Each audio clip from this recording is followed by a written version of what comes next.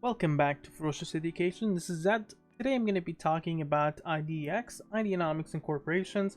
I'm going to go through as much due diligence as I can, as well as technical analysis in this video. At any point, if you're feeling while I'm going through technical analysis, there's one of the technical indicators that you don't get, you'll find it in the description below and it explains each of them and what they mean. Make sure to drop a like to this video to help the channel grow, subscribe, and leave notifications on, and if you like this video, feel free to share it. Let's jump right into it. So we're going to start first with a 1 week perspective to get more of the movement on a weekly basis.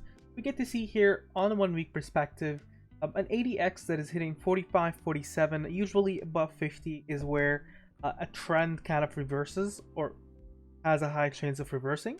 So we're very close to seeing a reversal sometime in the future, even though it's probably going to be a month or two based on the ADX alone. William %R puts the stock at overbought in a situation here. Usually overbought is around -20 on the William %R, although this one here is around 2609, so really close to overbought.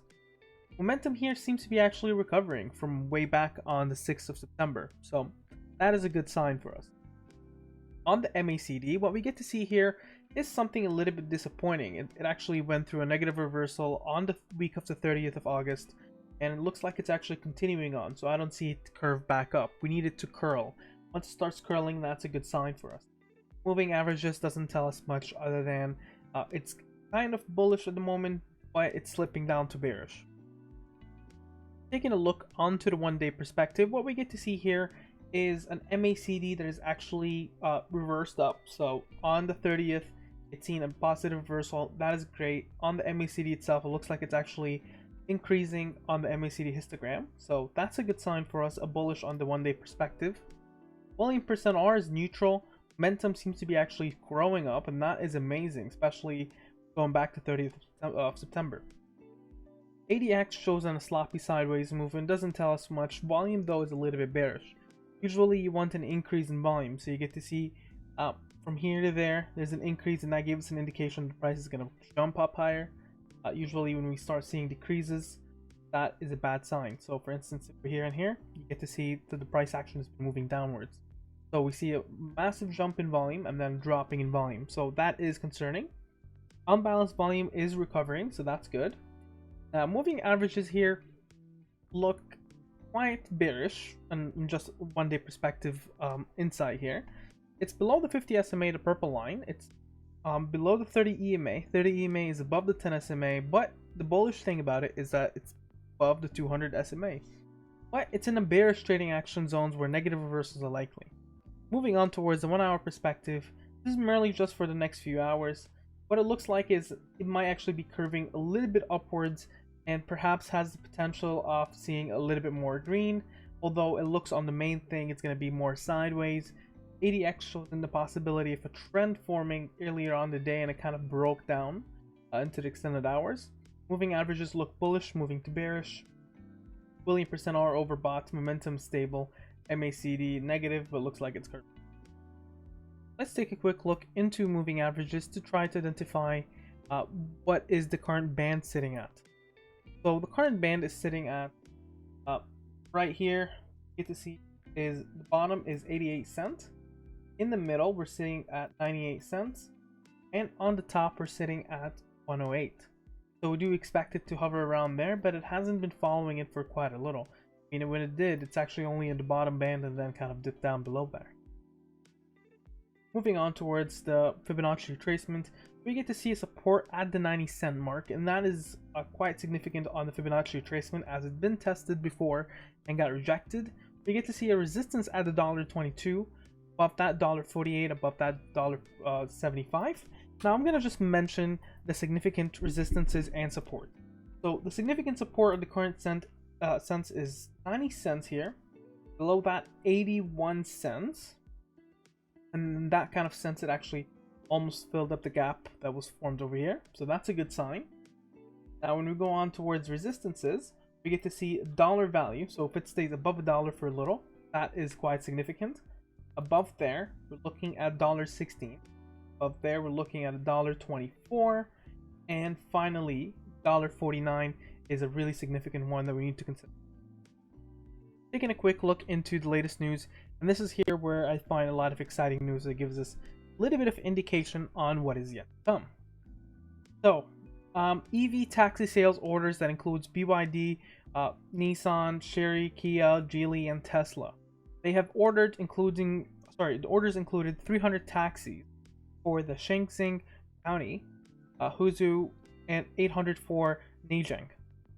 So that kind of made up altogether around, I believe, 1,500 EV taxis for Zhejiang. Shandong will add 3,000 EV taxis, and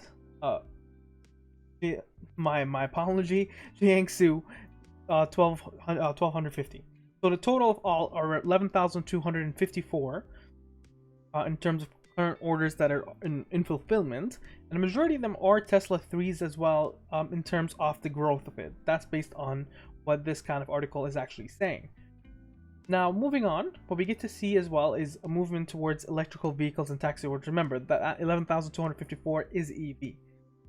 Now, when we go on towards their website, we see a lot of different news coming in. For instance, on September 15th, that mentioned that 557 units has been invoiced into the MEG on July and August. But from what the looks of it is that there's a lot more coming in towards September, and that's the one I'm excited about, is the September one. Now, a lot of people didn't notice on PR that happened on September 23rd, there's something interesting there. The person they hired is an elevator and a pioneer in the field of hydrogen energy in China. So, in that kind of sense, perhaps what they're looking for Ideanomics is not only electrical vehicle, for instance, they're also looking for hydrogen fuel. And that is considered the next big thing after EV. The carbon emissions on hydrogen is basically, well, you have hydrogen, you have oxygen, the combustion comes out as water. So that is considered clean, renewable energy. Now, the next thing as well is that they have an event on October 22nd. I do expect that the price does rally closer to there, and then after the event usually dips down. That's coming in, buying the rumors, selling the news, unless they announce something that is very exciting that we don't hear about beforehand. So that could be something. As well as their monthly letter, and I do really talk about monthly letter that a lot of people have been missing out, but this month I'm just a little bit more disappointed onto their monthly letter. It just says that there is the annual general meeting though, that is going to be hosted on October 22nd at 10 a.m. So that is something to be considering, that I'm fine with what we're reading, but I don't see extra conferences that have been added on here other than the one I just mentioned. Even though they say fall is the conference season, I do expect a lot more conferences, but this one is actually copied from the last paper.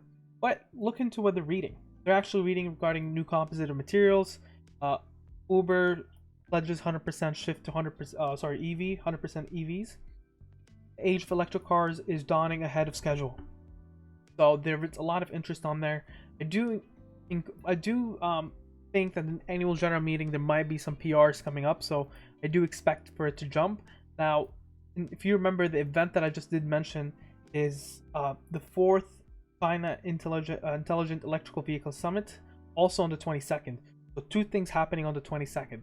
The summit and the annual general meeting. So that's a double catalyst. I do expect that it's going to rally closer to there.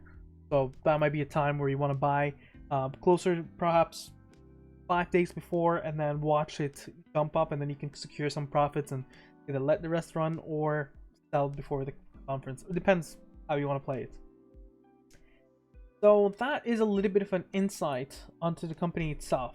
Now, when it comes into this company here, there's been a lot of drama that happened at the start, and I do really feel that it's unfortunate and stupid for what they did, and especially in Hindenburg research. But coming in towards this, I do hope that it actually sees $3. But because there's a lot of bag holding areas, poor souls about around here.